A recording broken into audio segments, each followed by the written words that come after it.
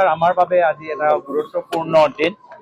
আমাৰ AICCৰ পৰা আমাৰ জ্যেষ্ঠ পৰ্যবেক্ষকসকল আজি অসমত উপস্থিত হৈছে।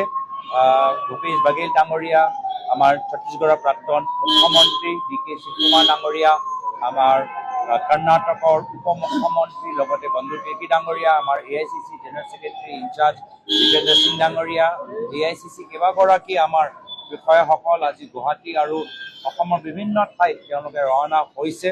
তেওঁলোকক বিশেষভাৱে নিৰ্দেশ দিয়া গৈছে যে অহা 4 তাৰিখৰ যে কাউণ্টিং নিৰপেক্ষভাৱে হয়, কাউণ্টিঙৰ ক্ষেত্ৰত প্ৰশাসনৰ নিজৰ ভূমিকা তেওঁলোকে ভালদৰে পালন কৰে, সংবিধানৰ প্ৰতি তেওঁলোকৰ যে শপত, সেই শপতৰ প্ৰতি দায়বদ্ধ হৈ তেওঁলোকে কামখিনি কৰে আৰু অসমৰ জনসাধাৰণে তেওঁলোকে যি ৰায় নিজৰ ভোটৰ যোগেদি প্ৰকাশ কৰিলে সেই ৰায়টো মুকলি হওক, তাৰ বাবে বিশেষভাৱে নিৰীক্ষণ কৰিবলৈ আমাৰ AICC এটা বিশেষ টীম কিছুমান এইকেইটা দিনৰ ভিতৰত আহিব। এইখিনি বিষয় আমি আমাৰ দলৰ প্ৰাৰ্থীসকলৰ লগত আৰু আমাৰ বিৰোধী দলৰ নেতাসকলৰ লগত আলোচনা কৰিবলৈ আমি আগবাঢ়ি গৈছোঁ। পৰৱৰ্তী দিনত আমি কেনেদৰে আগবাঢ়ি যাম, গভৰ্ণমেণ্ট ফৰ্মেশ্যনৰ ক্ষেত্ৰত আমাৰ ৰণকৌশল কি হ'ব, কিছুমান কথা আজি পাতিম, কিছুমান কথা আমি পিছলৈ আমি অলপ পিছত আমি ৰাখি থৈছোঁ, পিছত আমি সেইখিনি কথা পাতিমগৈ। লগতে আজি ক'ব লাগে যে অসমৰ বাবে যথেষ্ট দুৰ্ভাগ্যজনক কথা যে হিমন্ত বিশ্ব শৰ্মা ডাঙৰীয়া অসমৰ মুখ্যমন্ত্ৰী হিচাপে আকৌ পুনৰবাৰ আমাৰ সুপ্ৰিম কোৰ্ট আদালতৰ ভিতৰত তেওঁলোকৰ প্ৰতি যথেষ্ট নেগেটিভ ৰিমাৰ্ক, ক্ৰিটিকেল ৰিমাৰ্ক যে সুপ্ৰিম কোৰ্টৰ ভিতৰত প্ৰকাশ হ'ল আমাৰ অসমৰ বাবে যথেষ্ট লজ্জাজনক কথা যে কিমান বাৰ প্ৰত্যেক ডেৰ মাহ ভিতৰত অসমৰ বাহিৰত বিভিন্ন বাতৰি কাকতত বা সুপ্ৰিম কোৰ্টৰ ভিতৰত হিমন্ত বিশ্ব শৰ্মা ডাঙৰীয়া তেখেতৰ নিজৰ অভদ্ৰ কথাৰ বাবে আজি তেওঁলোকক বাৰম্বাৰ সমালোচনা কৰা হয়। আমাৰ অসমৰ সমাজ সভ্য, অসমৰ সমাজৰ আত্মসন্মান আছে আৰু বাৰম্বাৰ আমাৰ আত্মসন্মানৰ ওপৰত হিমন্ত বিশ্ব শৰ্মা ডাঙৰীয়াই আঘাত পেলায়।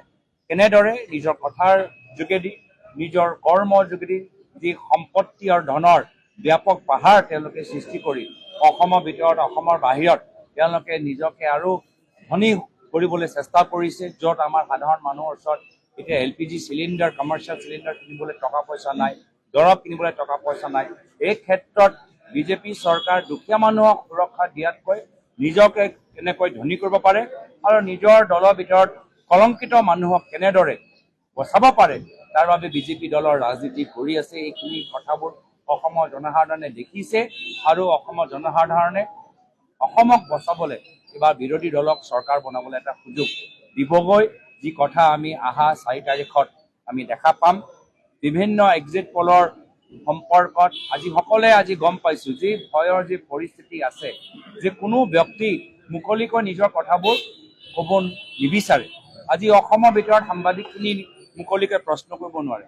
আমি অসমৰ ভিতৰত আমি চৰ্চা কৰিছোঁ যে কেনেদৰে মানুহৰ মনত নিজৰ কথা ক'বলৈ এটা ভয় আহে, চৰকাৰ বিৰুদ্ধে কথা ক'বলৈ এটা ভয় মনত থাকে আৰু চৰকাৰ বিৰুদ্ধে কথা ক'লেই লগে লগে তেওঁলোকক ট্ৰল কৰা যায়, মহিলাসকলক অপমান কৰা যায়, যুৱকসকলক জেললৈ পঠাই যায়।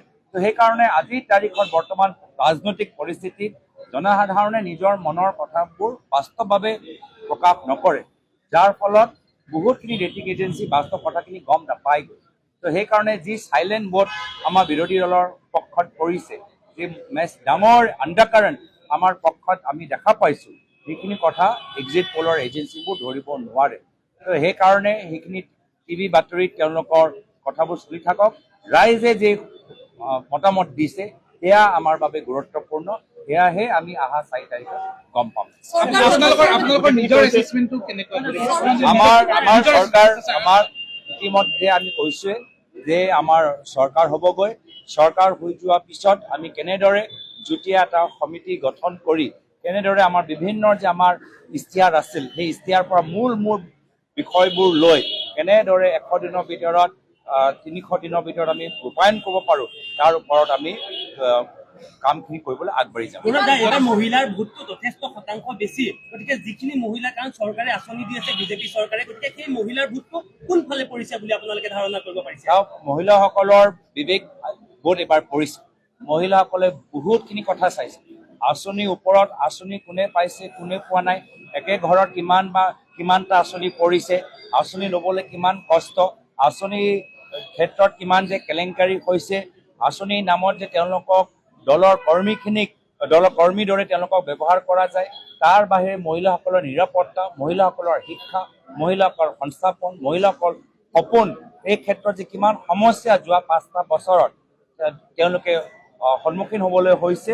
লগে লগে তেওঁলোকৰ সাধাৰণ অসমৰ মহিলাৰ যি কষ্ট, তাৰ বিপৰীত মুখ্যমন্ত্ৰীৰ ঘৰত যে তেওঁলোকৰ পৰিয়ালৰ কিমান যে সম্পত্তি বৃদ্ধি হৈছে, সেয়াও সকলোৱে চৰ্চা কৰিছে। ধন্যবাদ।